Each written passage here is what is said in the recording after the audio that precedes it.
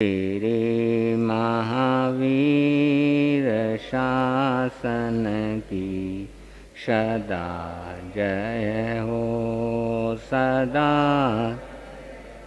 सुधर माँ स्वामी के गण की सदा जय हो सदा सदा जय हो सदा।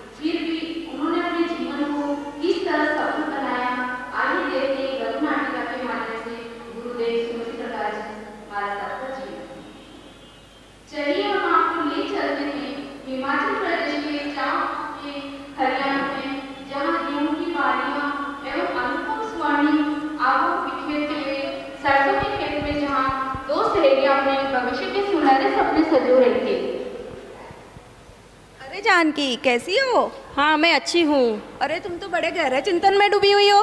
हाँ, मैं ये सोच रही थी कि अपना संबंध दूध और पानी की तरह है, तो क्यों ना इसे भविष्य में भी पीढ़ी दर पीढ़ी मजबूत बनाया जाए। तुम्हारा कथन बिल्कुल सत्य है। चाहती तो मैं भी यही हूँ, लेकिन इसके लिए कोई उपाय सोचा है? अरे अब शर्माना छोड़, और इसके लिए कोई युक्ति सोची हो तो बता।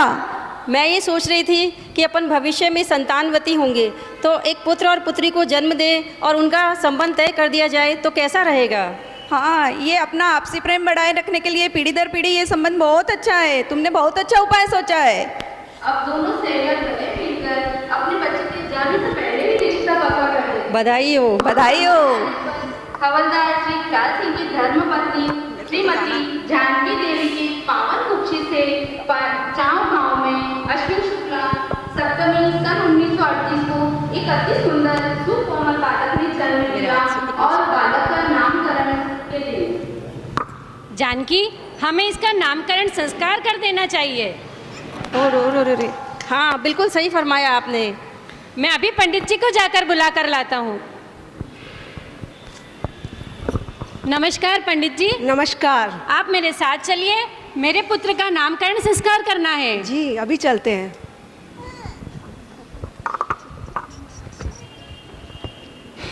ये आपके कुल का दीपक है और जगमगाता सितारा बनेगा और एक उत्कृष्ट पुण्य राशि वाला और शुभ ग्रह योग लेकर आएगा, अतः इसका नाम कुलदीप ही उचित रहेगा। यथा समय जानकी की सहेली ने एक सुंदर बालक को जन्म दिया और प्रकृति भी दोनों सहेलियों के साख्य भाव को चिरंजीवी बनाना चाहती थी और आप श्री का पालन पोषण बड़े ही प्यार और दुलार से होता है। और जानकी देवी, सुनो जी, अब ये हमारा बालक बड़ा हो गया है, क्यों न हमें इसे विद्या अध्ययन के लिए विद्यालय भेजें। हाँ हाँ जानकी, अति उत्तम विचार है। मैं अभी इसका विद्यालय में दाखिला करा कर आता हूँ। चलो पुत्र। कुलदीप शीघ्र ही अध्ययन में अच्छी उन्नति करने लगा, जिससे सभी अध्यापक कुलदीप से प्रसन्न रहने लगे। लेकिन कहते हैं खुशियाँ ज़्यादा समय नहीं ठहरती। एक दिन किसी गांव के किसी व्यक्ति से हवलदार ख्याल सिंह से किसी बात को लेकर अनबन हो गई और ख्याल सिंह से बदला लेने के लिए उसके पुत्र कुलदीप के पास आता है।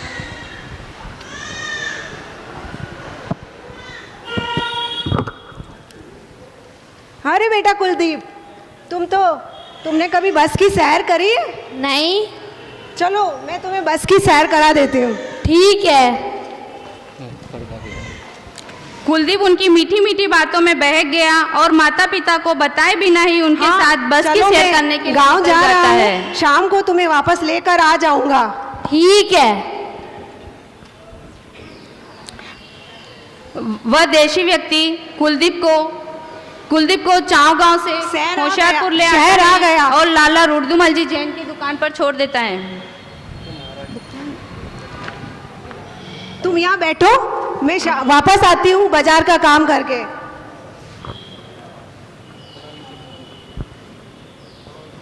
कुलदीप उस देशी व्यक्ति की राह देख देख कर थक गया। वह नहीं आया। रात होने को आई और अपने माता पिता और दोस्तों की याद उसे सताने लगी।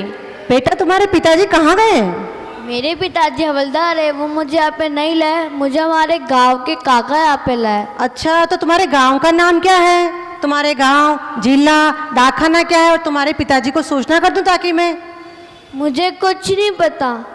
लाला रुर्दुमल ने कुलदीप को स्नेह से अपनी गोद में बिठाते हैं और बोलते हैं, बेटा घबराओ मत, जब तक तुम्हारे माता पिता तुम्हें लेने नहीं आ जाते तब तक तुम हमारे यहीं पर रहो, खाओ पियो और हमारे बच्चों के साथ खेलो और मस्त रहो। अन्य बच्चों के साथ रुर्दुमल जी कुलदीप का भी विद्यालय में दाखिला करा देते हैं और खान पान और पहनावे में कोई कमी नहीं होने के कारण कुलदीप के मन से उदासीनता के बादल छटते जाते हैं और परिवार में वह पूरी तरह घुल मिल जाता है। वैराग्य की अंगड़ाई किस तरह लेती है। एक दिन होशियारपुर में विराजित संयमी महाश्रुत श्री नरपत राय जी महाराज साहब का देवसान के कारण अंतिम दर्शन पाने के लिए उनकी वैकुंठी में सम्मिलित होने के लिए भीड़ एकत्रित थी। तभी उनको देखकर कुलदीप विचार करता है, श्री नरपत राय जी महाराज साहब की जय, श्री नरपत राय जी महाराज साहब की जय।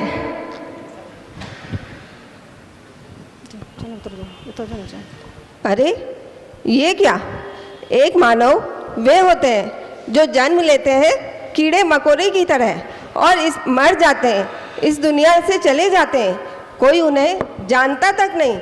और एक ये मानव जिनके मरने के बाद भी उनकी अर्थी का भी इतना स्वागत सत्कार, इतनी पब्लिक इनकी, ओहो, दोनों मानव में कितना अंतर है। ऐसे विचार करते करते कुलदीप को अचानक अपने घर की स्मृति आ जाती है। अरे मेरा घर छूट गया, मेरे माता पिता छूट गए, मुझे न अपने घर का पता है, न मुझे माता पिता से मिलने की कोई संभावना नज़र आ रही है। अगर ऐसे में मैं मर भी गया तो मेरे लिए दो आंसू बहाने वाला भी यहाँ कोई नहीं, कोई दो आंसू भी मेरे लिए नहीं बहाएगा।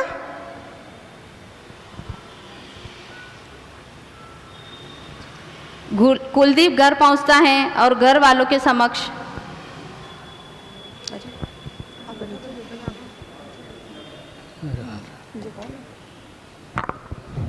पिताजी, मैं दीक्षा लेना चाहता हूँ। नहीं बेटा नहीं, ये संसार को अभी तुमने देखा भी नहीं, संयम का मार्ग कितना कठिन है। नहीं नहीं, तुमसे ये नहीं होगा। नहीं नहीं पिताजी, मुझे तो संयम लेना है, मेरा ये अटल निश्चय है। ठीक है। कुलदीप बिना कुछ बोले वहाँ से निकल जाता है। एक दिन कुलदीप संत दर्शन करने गया और वहाँ अनायास ही उसकी दृष्टि लोच करते हुए संत पर जाती है। तभी उनको देखता है और सोचता है,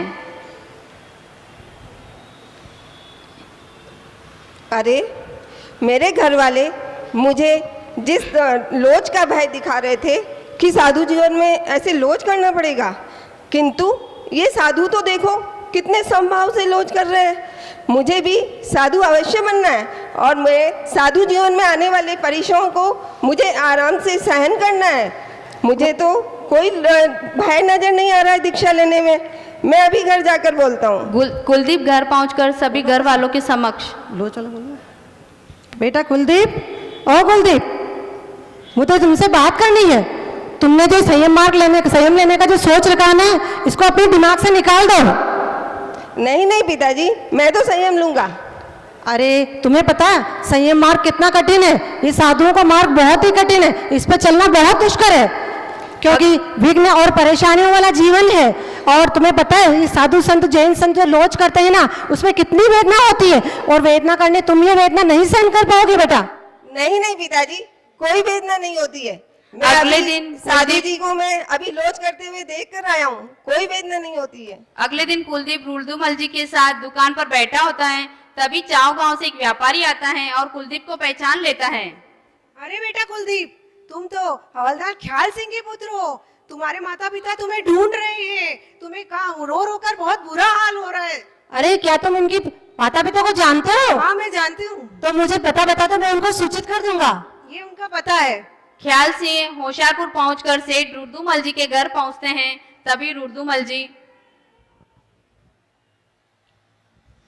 सुनो जी, अपने पुत्र का पता चल गया है, आप उसे जल्दी से घर लेकर आइए। मेरी आंखें तरस गई है उसे देखने के लिए। हाँ हाँ जानकी, मैं अभी लेके आता हूँ, तुम उसके स्वागत की तैयारियां करो। रुर्दुमल जी की दुकान पर पहुंचते हैं ख्याल सिंह जी। क्या ये व्यापारी रुर्दुमल जी की दुकान है? हाँ हाँ बोलिए, क्या हुआ? मेरा पुत्र कहाँ है? मेरा पुत्र। अरे चिंता मत करो, अरे रो मत, चिंता मत करो। आपका पुत्र कुलदीप हमारे ही घर पर है, बहुत ही पुण्यशाली जीव है। जब से वो हमारे घर पर आया है तब से धर्म ध्यान और व्यापार की प्रवृत्ति में लहर आ गई है। बहुत ही अच्छा है। अभी बुलाता हूँ। बेटा कुलदीप, ओ कुलदीप, देखो कौन आया है बाहर। जी पिताजी, क्या हुआ? कौन आया है बाहर? कौन है पिताजी? आप बताओ कौन आए? अरे तुम्हारे पिताजी तुम्हें लेने आए हैं। अच्छा, कुलदीप, मेरा बेटा कुलदीप, मेरी आंखों का तारा, तुम कहाँ चले गए थे बेटा?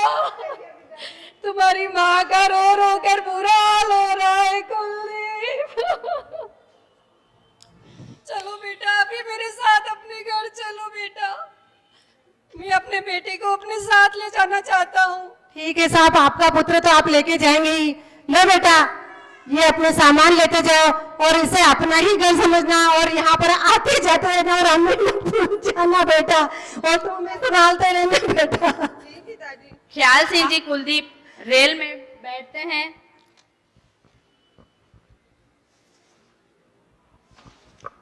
मन में इस तरह के भाव आते जाते रहते हैं। ओहो, अब तो मैं घर जा रहा हूँ, मेरी माँ से मिलूंगा। आहा, माँ कितनी खुश होगी। अरे मेरे सब साथी मिलेंगे, मेरे सब दोस्त, कितना मजा आएगा। मैं उन सबके साथ रहूंगा। ओहो, कितना मजा आएगा। जालंधर स्टेशन पर पहुंची। पिताजी सीट पर सो रहे थे, लेकिन किस्मत का खेल, कुलदीप गाड़ी से उतरा और दूसरी गाड़ी में बैठ गया।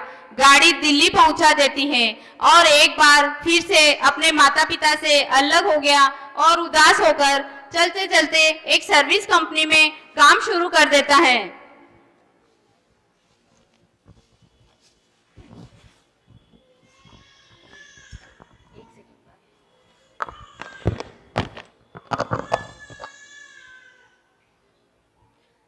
अरे अरे ड्राइवर भैया, आज तो कार मैं चलाऊंगा। अरे पर तुम्हें तो कार चलानी ही नहीं आती है। नहीं नहीं भैया, आज तो कार मैं चलाऊंगा। चलो ठीक है। कुलदीप जैसे ही कार चलाकर जाता है और सामने एक ट्रक से उसे टक्कर मार देता है। ट्रक से टक्कर मार दे, वो मूर्ति के साथ साथ सांस लेना भी दुष्कर हो जाता है। तभी जीवन मरण झूले में झूलते हुए कुलदीप सोचने लगता है। काश मैं आज मुनियों के पास होता तो मुझे ये दिन नहीं देखना पड़ता। तभी कुलदीप नवकार मंत्र का स्मरण करता है और नमो अर्यंतानम, नमो सिद्धानम, नमो लोए सव्य साउनम। हे पंच परमेष्टि देव, अगर मैं इस दुख संकट से बच गया तो मैं अवश्य ही साधु जीवन अंगीकार करूंगा। कुलदीप ऐसा सोच ही रहा होता है कि उसे एक दिव्य अलौकिक अवर्णनीय आभा को आकाश मंडल से नीचे उतरते हुए आशीर्वादात्मक मुद्रा में मुस्कुराते हुए देखता है। हे कृपालु भगवान, आपकी कृपा से मैं बच गया, किंतु मेरा हाथ ये कोहनी से मुड़ता ही नहीं है। अब मैं आगे का अपना जीवन इस हाथ को लेकर कैसे कर पाऊंगा? पर मैं तो आपको जानता ही नहीं, आप कहाँ रहते हैं? मैं आपके पास कैसे पहुंचूंगा? मैं जयनगर मेरठ में रहता हूँ और लोग मुझे तपस्वी तपस्वी कहते हैं। कुलदीप मेरठ के स्थानक में पहुंचकर श्री निहाल चंद जी महाराज साहब के दूर से प्रथम दर्शन में ही स्मरण होता है।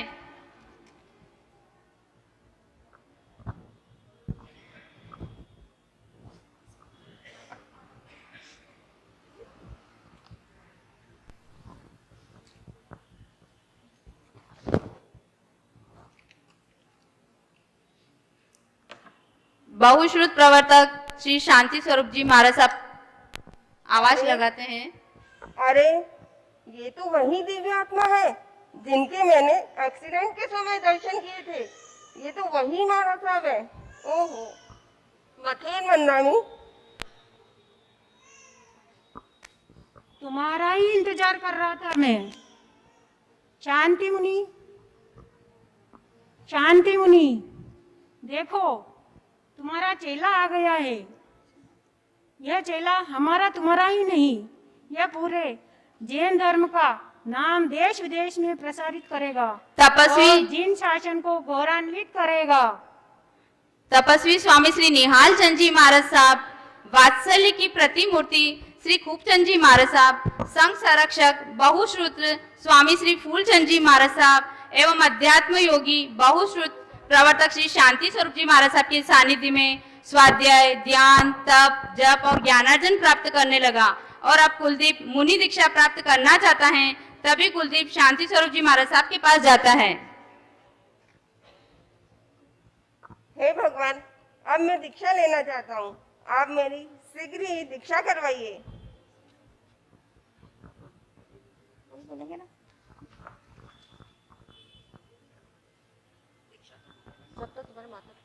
जब तक तुम्हारे माता पिता की आज्ञा नहीं होती मैं दीक्षा नहीं ले सकता। कुलदीप की दीक्षा की आज्ञा देने के लिए पत्र आता है और पत्र पढ़कर ख्याल सिंह शीघ्र ही मेरठ आते हैं।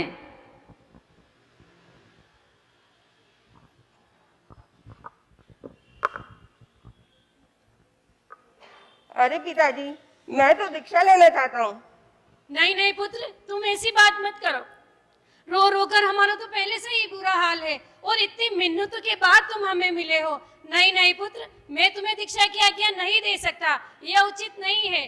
तुम एक क्षत्रिय पुत्र हो, घर घर जाकर भिक्षा मांगना यह कदापि उचित नहीं है। पुत्र, मैं तुम्हें आज्ञा नहीं दे सकता। पुत्र, अब मैं तुम्हें खोना नहीं चाहता। नहीं पिताजी, मुझे तो दीक्षा लेनी है। नहीं नहीं पुत्र, तुम ऐसा मत करो।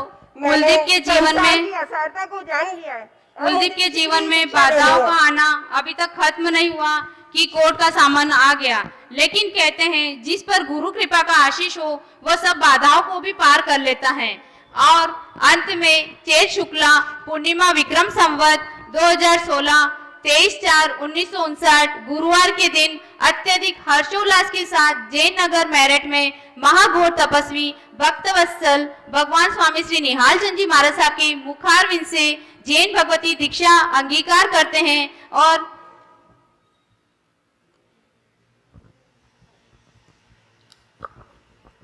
करमी बनते समयम सावजम वस्रे वस्रे वस्रे। मुनि श्री सुमति प्रकाश जी महाराज साहब की, मुनि श्री सुमति प्रकाश जी महाराज साहब की।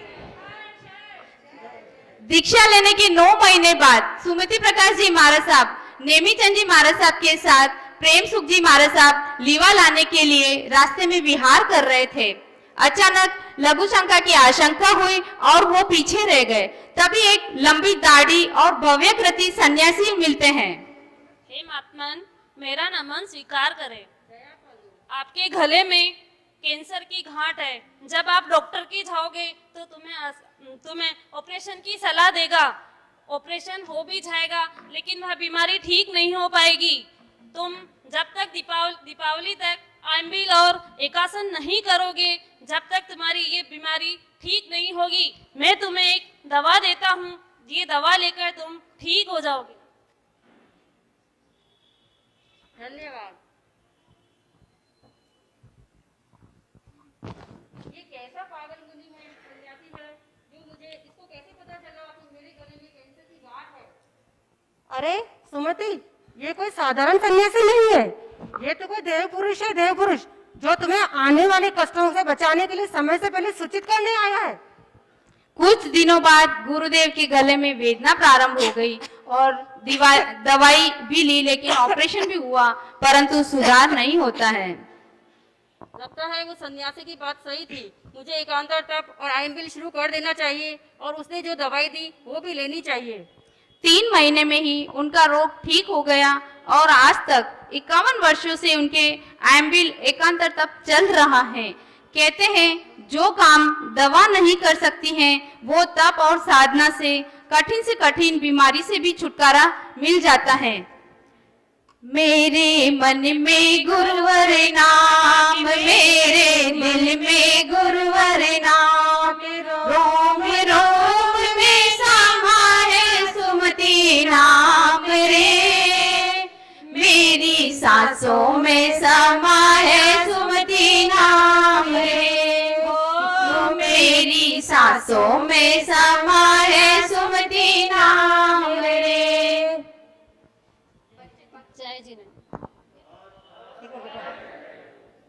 मैं बालक कुलदीप धैर्य लोढ़ा। मैं हवलदार ख्याल सिंह शिल्पा लोढ़ा। मैं कुलदीप सुनीता पिपाड़ा। मैं जानकी रीना सिसोदिया। मैं निहाल चंजी विमला सिसोदिया। मैं शांति मुनि सुधा काकरिया। मैं एक व्यापारी रुद्रमल जी रेखा नानेचा। मैं पंडित सुमन लोढ़ा। मैं सन्यासी भावना बाफना। जय जिनेंद्र। हर्ष हर्ष हर्ष हर्ष। बहुत सुंदर प्रस्तुति।